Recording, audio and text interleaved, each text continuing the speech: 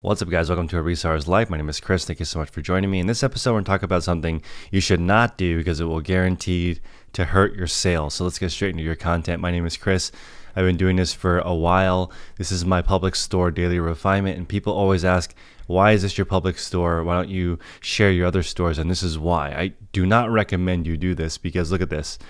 Yesterday, right, I had 5,846 people from YouTube look at my store and not buy anything. Okay, so eBay looks at my store and is like, why are all these people looking at your store and not buying anything? It actually hurts your metrics. So unless you can actually sell directly to your audience, so shout out to like Harry Tornado or Shed Flips or those guys.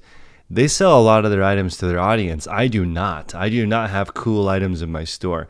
I have common generic items. So my sales have definitely suffered from just sharing my eBay store. So that's why I appreciate you guys to smash the like button and subscribe to the channel because it does help out. At least I can offset it with AdSense. So a lot of people, yesterday I kind of accidentally pissed some people off by saying that my YouTube channel only made $33,000 a year last year. I'm not saying that because I was bragging about my YouTube channel making money. In fact, I don't think that's very good. For 4 years of consistently putting out videos, that amount of money is great. I'm not complaining about it. I'm just saying that in comparison to putting 4 hours of work into your eBay store, you could easily be netting six figures without worrying about all the things that come with the YouTube channel, and it's so variable. With eBay, it's not. You list more, you make more. Today we're going to talk about 6 things that really will help you grow your sales. And besides having a high click-through rate and a high conversion rate, which I've totally destroyed by having a YouTube channel, there are other metrics that you need to follow. So you have the transaction defect rate, which I have 1 out of the last 4,120 sales. Late shipments, I have 17. Tracking uploaded on time, I have 60 something packages that are late, and that was all from literally 2 days during the holiday rush where my packages could not get scanned. So that also caused me to switch to shipping first during the day so that I can get to the post office earlier. If they refuse the scan, I can wait in line. So these things are really important. If you take care of these 6 things, you can make millions of dollars over your eBay career. But you can't make anything if you're suspended. Okay, so make sure to take care of this stuff because you need it. I have a 4% return rate. I'd actually like to lower that if I can. And you can see the reason why it's all in the clothing category, in my opinion, is because I have pure white photos. So what that does is it makes the item look better than it is. So yes, I'll have a pretty decent conversion rate. Like honestly, this dress looks fantastic, right? I think these photos look pretty decent, right? But the thing is, when you get this in the mail, you might be disappointed that it's not this. I mean, this looks almost like a stock photograph, right? So this photograph is going to actually give you a bit of a higher return rate. But in my opinion, that's okay for me because I feel like I can charge a few bucks more because my photos look a little bit more professional, right? I'm also in a cheaper category of everyday sales. Nothing in my store is cool. Okay, in my opinion, it's all basics. So, I can't sell to my YouTube audience because my stuff is not that cool. I can't say, hey, you know what? If you need some basics, go to my store. It's more like, in my opinion, if he sold cool stuff like Craigslist Hunter, he might be able to push something really, really cool to his audience. And it makes sense. But for me, since I sell in the category of everyday value, I'm going more for volume. I would ideally like to sell just 100 common items a day for $3,000 is the goal. And I'm a little over a third of the way there, maybe half of the way there, depending on what month it is. Right now, I'm trending more than 45,000 because a little bit of this is Q4. But really, I'm in the $40,000 to $45,000 range per month.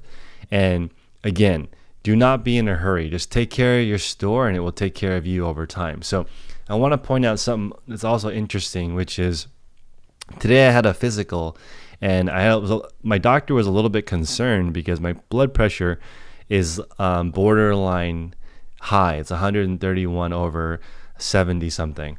So he was just suggesting, he's like, you could lose a little bit of weight.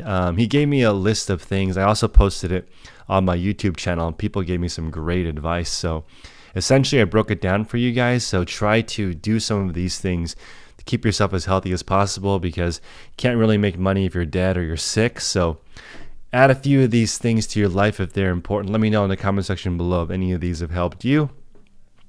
Rest a little more, sleep a little bit better. For me personally, I sleep 6 to 7 hours per night. I have trouble maybe the first 15 minutes falling asleep. I don't fall asleep right away. I have never been able to fall asleep immediately. But once I'm asleep, I stay asleep. It's just that first 15 minutes, not the best for me. So if you have any tips on that, I would love to hear it as well. I would like to increase that ideally from 6 to 7 to like 7 or 8 hours. Maybe some people sleep 9 hours a day. I feel like that's pretty difficult. And I have a baby coming soon, so I don't imagine I'm going to be able to sleep more than 9 hours a day. Increasing fruits, veggies, and antioxidants. I think this is great. I have turmeric or garlic or ginger pretty much every single day. I strive to eat something green every day, but it's pretty difficult, so a lot of times I'll just blend it into a smoothie. My wife and I have a pretty good habit of having at least one green smoothie a day. If one of us is busy, the other person makes it. We also reset to 0 every day, so we never have any dishes. And that's just something that we've been married for a little over a year now. We always put the dishes away at the end of the night. I feel like mentally that's been a huge plus for us. We do a lot of cooking, so there's always a lot of dishes. So just make sure that we spend time doing that before you go to bed. I think you actually sleep better when you do that. Reducing alcohol. Actually, since I quit my real job, I have not really felt the need to drink that much. Occasionally, I'll have a beer or a glass of wine, but I don't really feel that stressed out, to be honest. I was way more stressed out when I had a regular job. I was a little heavier. I lost a little over 10 pounds when I became a reseller, just because it's a lot less stressful. In the beginning, though, when I first started reselling, it was stressful because I didn't know how anything worked. I didn't know how to look up solds very well. I didn't know what categories were good for me. I had 30 different categories in my store. I sold puzzles, I sold vacuum cleaners, whatever was interesting. And now I feel like my blood pressure and my stress is greatly reduced because I just sell common items and none of them are really that fancy. So if a customer opens a return, I'm out $5. I really haven't lost that much. So speaking of which, you want to go through your listings and actually look at what could potentially be actually I'm gonna look at this later, but you can go through your listings, and I bet you this pair of Doc Martens is missing an item specific. The reason why I say that is because it should have sold already at this price. But anyway, you want to go through your age listings as well and figure out what is wrong, because that's important to keep your account health super, super high. So back to personal health, exercise more. We've been doing Peloton exercises in the morning. I don't have a Peloton, but it was free as a credit card perk on one of our Chase cards, so we're trying it for a year for free. So that's been great. I actually see the value in the Peloton classes. We don't have the Peloton bikes, but I would consider getting a Peloton treadmill. Those are pretty cool. But again, regular exercise, we already do that. I think one of the best habits that I have is in the morning, I work out with my wife.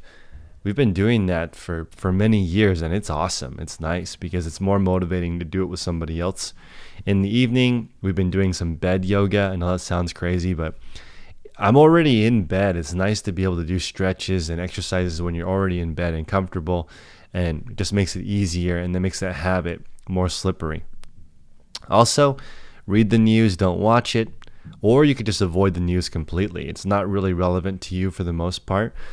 Somebody put that I should move to Canada because the politics in the United States raise everybody's blood pressure. Couldn't agree more. I mean, it's pretty stressful here in the political sphere. If you're paying attention to any of that, you're probably pretty stressed out because there's just so much going on. Here's somebody saying, reduce your salt intake, meditate for 20 or 30 minutes, do daily yoga, run every day, Get a home sleep apnea test. That's interesting. I don't think I have sleep apnea, but again, maybe take a test. More antioxidants. I don't know what PEMF is, so somebody let me know what that is. And somebody is also saying, as someone else suggested, get your own machine and take it at home. Their blood pressure is always higher at the doctor's office. That's something to consider too. Somebody called it white coat syndrome. You see a doctor come in, you're a little bit worried, your blood pressure goes up. Also, if you believe in conspiracy theories, maybe doctors are paid to tell you there's something wrong with you so they can sell you pills. That makes sense to me. I'd actually never seen this before. There's now a depression test on the physical, which I have never seen before. And they ask you to rate your level of depression on a scale of 0 to 10. Recently, I've been feeling pretty good, so I answered 0. Not stressed out at all. Not depressed at all. I feel actually the opposite of depressed. I feel very grateful that I'm still allowed to work right now. I'm considered an essential business because e-commerce here is considered an essential business. So I'm feeling the opposite of depressed. I wake up every day super excited because I can still go to work and be productive, and I'm having a baby. I mean, I'm ecstatic right now. But my point is, if you don't answer a 0 on the test, you have to go to another consultation. So I don't know what that is. It sounds like to me, the salesman in me is like, they're going to put you in front of a closer and try to sell you some pills. That's what it sounds like to me, which is kind of scary that doctors are, I'm assuming they're on the payroll. I mean, I'm not super in the conspiracy, but just from logic, why would that produce that?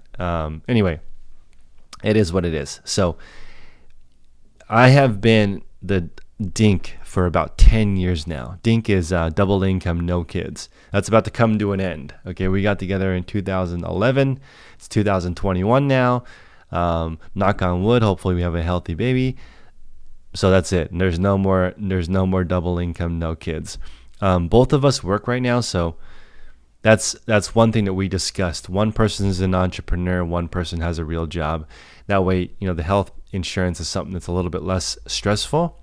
And we're willing to switch. If she decides she wants to be the entrepreneur, I'll go get a regular job. It's nice having one person be the rock and the other person is out there, because being an entrepreneur is scary, guys. If you guys have been doing this for a while, you know that there's no guarantees in small business, and a lot of small businesses fail. Actually, the majority of them do. So that being said, it's nice to have one person stable, the other person maybe taking a little bit more risk, and both of us are on the same page financially. I think that's something that Dave Ramsey said. I don't necessarily agree with Dave Ramsey, but I like his thoughts on making sure you agree on religion, you agree on how many kids you want, how you want to organize your finances. I think that's important for longevity and just mental happiness. Finally, life insurance. This is something a lot of resellers don't talk about. What happens if one of us or both of us can't work? Do you have a life insurance policy? Are you going to take care of your family in case something happens? Does your company still make money when you pass, or does it die with you? So that's important to realize. We went and did our will, and even though there's not much in there, it's nice to see that it's like you should have an exit strategy for your business. You should have a strategy for what happens when you die. It's very motivating. I can't really stress that enough.